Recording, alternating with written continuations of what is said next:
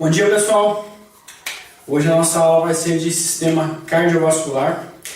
Galera, o canal já tem uma aula de sistema cardiovascular, no entanto é uma aula muito antiga, o áudio do vídeo não está muito legal, a imagem do vídeo não está muito legal, então eu decidi renovar essa aula, trazendo umas novidades para vocês, coisa que na última aula não tinha, certo? Então eu estou tentando renovar, certo? Com uma remasterização da aula de sistema cardiovascular, fechou?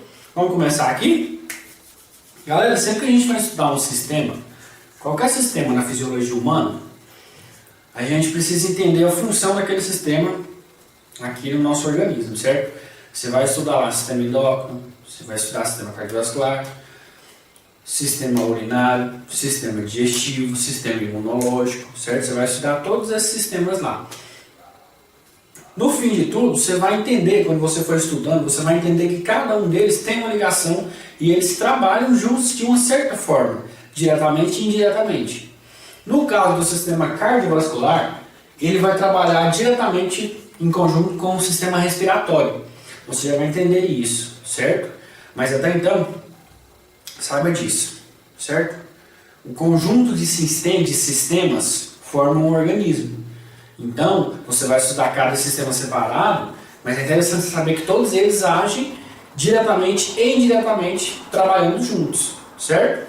Galera, e vamos lá então, sistema cardiovascular aqui. Galera, a função, você já vai iniciar aqui aprendendo, a função do sistema cardiovascular, transporte através do sangue. Mas transporte do que, professor? Transporte de vários, olha só, gases, primeiramente, de início. Ele transporta, o sangue transporta gases CO2 e O2. Galera, existe um transporte. Como esse transporte é feito, não é simplesmente o gás lá dissolvido no sangue e levado até os tecidos. Não é dessa forma. Existe um modo certinho de como é feito isso. Mas isso você não vai aprender aqui, você vai aprender do sistema respiratório. Certo? Então aqui você está aprendendo que ocorre esse transporte através do sangue. Oxigênio e gás carbônico, certo? Isso vai ocorrer lá no nosso sangue. Galera, nutrientes. Que tipo de nutrientes, professor? Lipídios, proteínas, carboidratos, todos esses nutrientes aqui vão ser levados até os seus tecidos através do sangue. E aí você já liga aqui as coisas, né? Galera, igual eu falei, o gás carbônico e o oxigênio, ele não é só dissolvido lá no sangue e transportado. Existe todo um processo para esse gás ser transportado ali no sangue. Por exemplo, não falando do gás, mas falando dos nutrientes. O lipídio, você sabe que ele não é transportado, o lipídio ele não se dissolve em água. De forma alguma ele se dissolve em água. E o sangue, grande parte do sangue é água, certo? Então, galera, a partir disso você sabe que o lipídio não vai ser transportado só uma molécula de lipídio pelo sangue. Não tem como. Tem que existir uma proteína que carrega esse lipídio, certo? A gente está falando do LDL ou HDL. São as lipoproteínas carregadoras de gordura, certo? Então, a partir disso você já começa a entender as coisas. Eles não são simplesmente uma molécula de lipídio transportada pelo sangue. Não é assim. Existe todo um processo para que uma molécula ou qualquer coisa que seja transportada pelo sangue, existe todo um processo, certo? Não é tão simples. Então, olha só, você vai se alimentar, aquele alimento vai ser digerido todo, sistema digestivo, não vou comentar nada aqui, vai ser digerido e tal, formou a proteína. Você comeu uma carne, ela foi digerida até virar as proteínas, de proteínas a aminoácidos e assim por diante, você já entendeu. Galera, a partir disso, ele vai chegar ali no seu intestino delgado, primeira porção. Essa porção vai estar carregado de vasos sanguíneos. Esses vasos sanguíneos, juntamente com as células do seu intestino delgado, vão puxar todos esses nutrientes, certo? Vão absorver todos esses nutrientes para o sangue e esses nutrientes vão ser transportados por todos os seus tecidos, certo? Agora, uma coisa importante. Galera, se os nutrientes são transportados, beleza, tá levando os nutrientes para todos os tecidos. No entanto, é bom você lembrar que toda metabolização que ocorre no seu organismo gera resíduo metabólico, excreta, certo? Sujeira, algo que não é legal ficar ali. Galera, uma vez que isso é formado dentro do seu organismo, ele precisa sair de alguma forma. Aí a gente está falando do que? Sistema excretor ou urinário. Então você pensa, se tá pegando os nutrientes, está distribuindo os nutrientes, está ocorrendo metabolização, está gerando resíduo metabólico.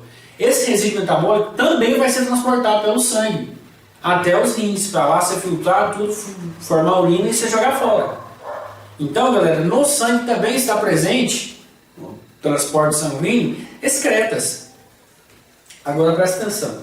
As excretas que eu estou falando são excretas nitrogenadas. Por quê? Muita gente considera fezes excretas. Galera, não é legal falar excretas para as fezes. As fezes, você vai entender no sistema digestório, as fezes são restos alimentares. Você se alimentou, foi tirado daquilo ali tudo que você precisa, o que não foi preciso, virou o resto, virou o bolo fecal, você vai ser jogado para fora, resto alimentar, não é excreta. Excreta é resto metabólico, resto de célula, resto de resíduo de nutriente, entendeu? Por exemplo, as principais excretas nitrogenadas aqui que a gente está falando, ácido úrico, amônia e ureia, certo? E aí você vai entender que cada um excreta um tipo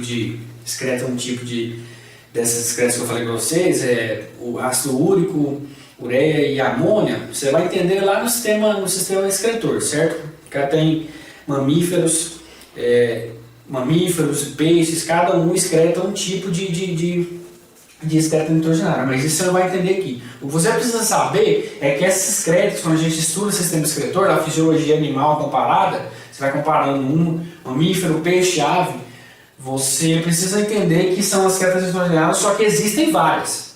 No nosso caso, certo? É uma específica. E no caso dos peixes, é outra. É isso que vocês precisam entender, certo? Então, os nutrientes vão ser transportados, mas como está ocorrendo metabolização ali, vai gerar resíduo. Quando está gerando resíduo, se está gerando resíduo, esse resíduo tem que ser jogado fora. Como vai ser jogado fora? Através do sangue também, certo? O sangue vai circular essas excretas até chegar lá nos rins. Quando chegar nos rins, os rins vai filtrar tudinho, jogar para fora em formato de urina. Só que aí já é sistema excretor, ou sistema urinário.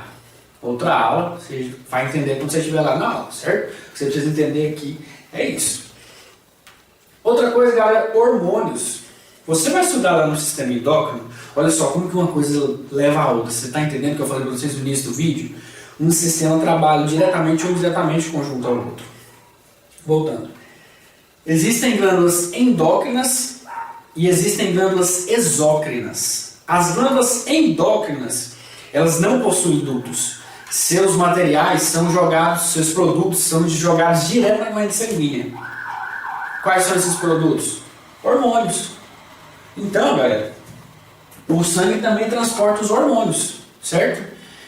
Você vai ver que as glândulas endócrinas e as glândulas exócrinas, a diferença é que as endócrinas não possuem dutos, e as exócrinas possuem dutos, certo?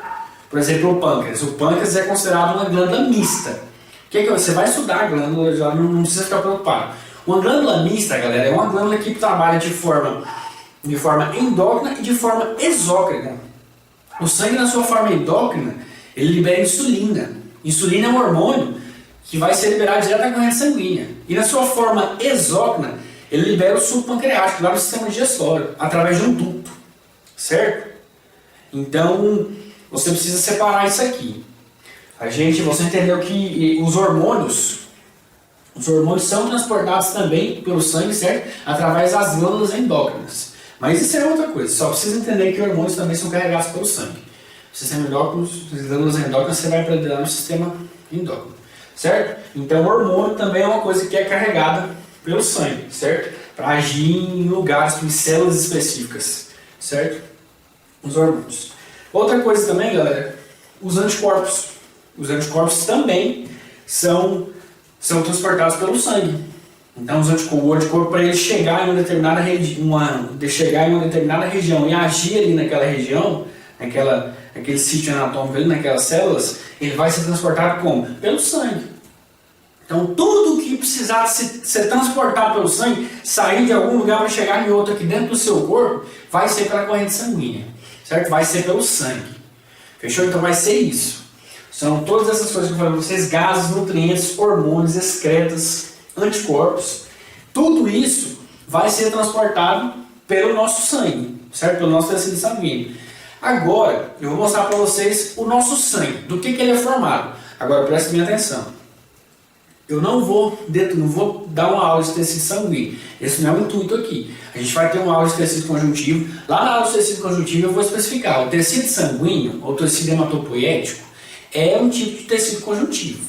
A gente vai falar tudinho lá, certo? Aqui eu só vou detalhar o que é o sangue, certo? Do que ele é formado. Eu não vou dar uma aula de tecido sanguíneo. É interessante falar isso. Porque aqui não tem a necessidade. Vai ser uma aula muito extensa, vocês vão ficar confusos. Porque tecido conjuntivo é dentro de citologia. Desculpa, dentro de histologia. A gente está estudando aqui fisiologia humana, certo? Então eu não vou dar uma aula de tecido sanguíneo. Eu vou explicar basicamente o que é o sangue e do que ele é formado. Fechou? Vamos lá então. Galera, então vamos lá. Vamos falar de sangue.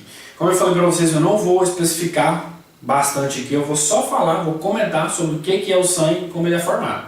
Fechou? A aula de tecido conjuntivo a gente vai ter no futuro. Beleza? Vamos voltar aqui. Galera, o sangue basicamente é formado por duas partes, que a gente chama de plasma. O plasma basicamente é composto por anticorpos, existem os anticorpos, e cerca de 90% dele é água, H2O. O plasma é aquela parte aquosa, a parte mais aquosa do sangue. É um transparente amarelado, é mais ou menos isso. E dentro desse transparente amarelado está diluído água e anticorpos, certo? Esse é o plasma. E a outra parte é a parte que a gente chama de elementos figurados. O que são esses elementos figurados? Eritrócitos. O que são eritrócitos? Eritrócitos, galera, são as hemácias, os glóbulos vermelhos, certo? A parte vermelha do seu sangue. Então são os eritrócitos. Pode também ser chamado de hemácias ou glóbulos vermelhos. Tem esses três nomes. Leucócitos. Leucócitos são as células de defesa, os glóbulos brancos.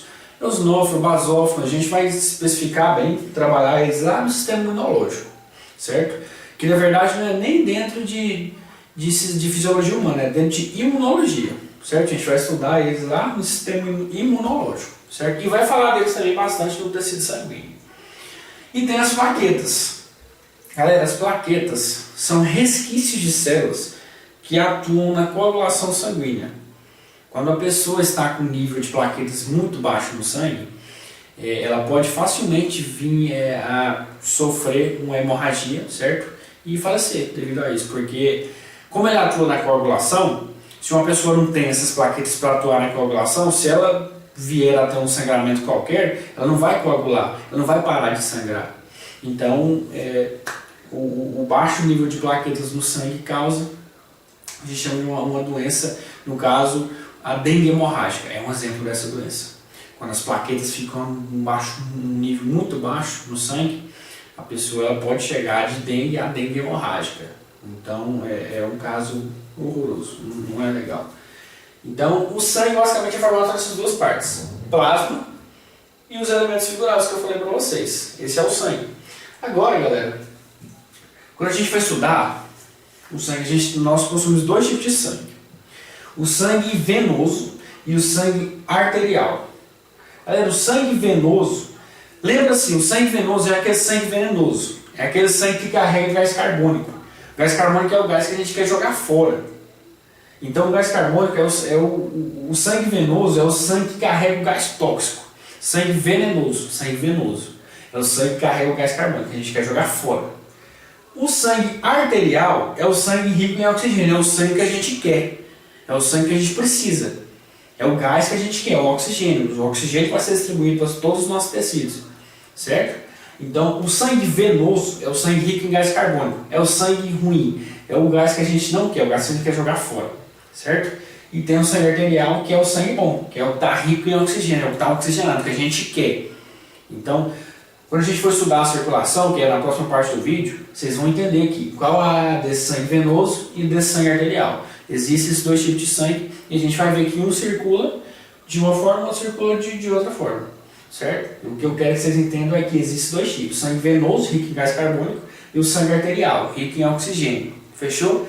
A partir daqui, a gente vai partir agora para anatomia e fisiologia do coração e após a gente vai iniciar a circulação. Por enquanto eu vou ensinar para vocês a anatomia e a fisiologia do nosso coração. Fechou?